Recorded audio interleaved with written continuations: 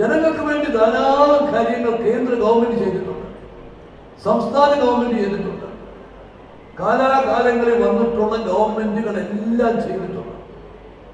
പക്ഷേ അതിന്റെ പ്രയോജനം യഥാർത്ഥത്തിൽ കിട്ടുന്നവർ അറിയുന്നില്ല. ഞങ്ങൾക്ക് ഇങ്ങനെ ഒരു ആനുകൂല്യമുണ്ട്, ഞങ്ങൾക്ക് ഇങ്ങനെ ഒരു സഹായം കിട്ടും,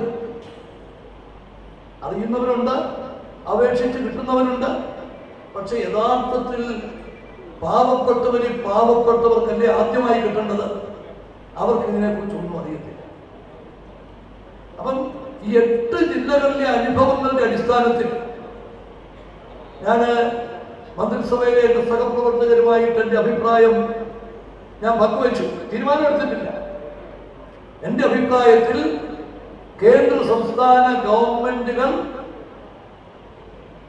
ഇന്ന് സാധാരണക്കാരന് വേണ്ടി, പാവപ്പെട്ടവന് വേണ്ടി ചെയ്യുന്ന പ്രവർത്തനങ്ങളുടെ അതിന്റെ ഗുണഭോക്താവിനെ നിർദ്ദേശിക്കാനുള്ള അവകാശവും അധികാരവും ഗ്രാമസഭകൾക്ക് കൊടുക്കണമെന്നാണ് എൻ്റെ അഭിപ്രായം.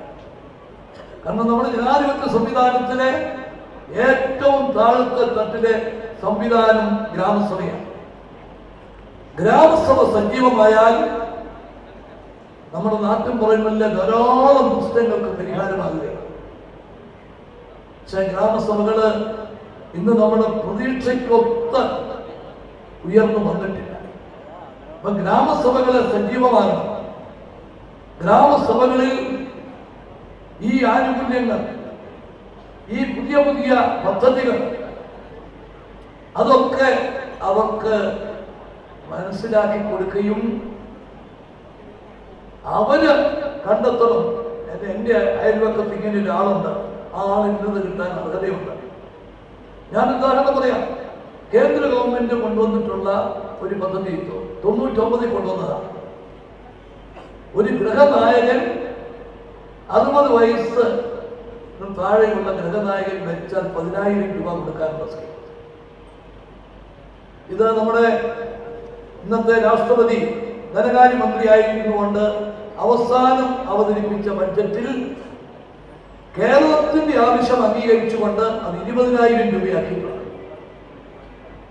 പക്ഷേ നമ്മുടെ വളരെയധികം ആളുകൾ ഇത് അതിന് അർഹത നേടിയിട്ടുള്ളവർ അറിയുന്നില്ല.